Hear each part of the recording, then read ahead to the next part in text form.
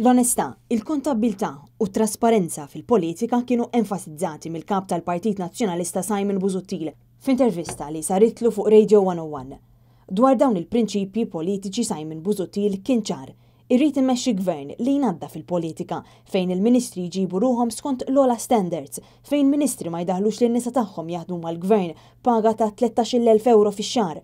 Irrid gvern li ma jonfoqx il-flus pubbliċi bla doġġ biex jagħmel sinjuri lil ftit nies li jritu, imma li l-ġid jitqassam b'mod ġust ma' kulħadd. Jien irrid innadda fil-politika. Jien irrid immexxi gvern ta' politika nadifa. Jien irrid immexxi gvern fejn il-ministri iġibu ruhom skont l-ola standards, skont kodiċi ta' etika illi jkun għoli fil-livelli tiegħu u mhux laxk fil-livelli tiegħu. Mistoqsi dwar l-iskandlu ta' Strada Zecca, il-kap tal-Partit Nazzjonalista qal li f'dan il-każ teżisti riħa qawwija ta' korruzzjoni. Taħt dan il-gvern qed joħorġu wisq każi ta' ħmieġ u korruzzjoni. Il-gvern m'għandux limitu ta' kemm jista' jinżel fil-baxx u minflok race to the top qed jagħmel race to the bottom. Ftit ilu konna qegħdin nitkellmu fuq tal-Cafe Premier. Dak għadu ma mitx, għadna qed nistennew li xi ħadd jerfa' ir-responsabbiltà politika għalih.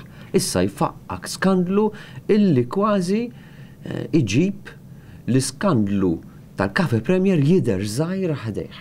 Il-kamp tal-Partit Nazzjonalista kritika l-kodiċi l-ġodda ta' etika għal ministri u segretarji parlamentari. X'għamel il-gvern?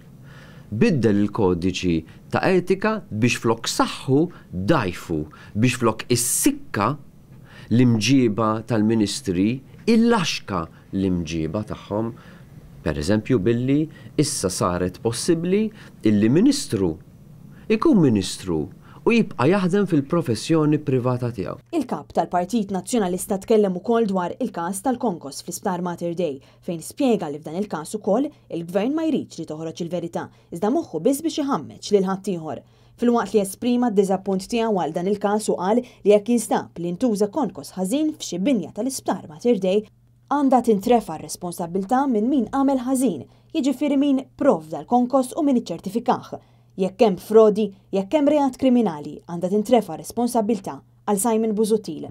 L-insistenza tal-Prim Ministru li jibni fiż-żonqor żgur li mhix fl-interess nazzjonali, iżda qed isir biex jiġi aġevolat xi ħadd. Ġimgħa wara attività fiż-żonqor li għaliha attendit folla numeruża, il-kap tal-Partit Nazzjonalista staqsa għalfejn il-Prim Ministru qed jibqa' jinsisti li jibni fiż-żonqor.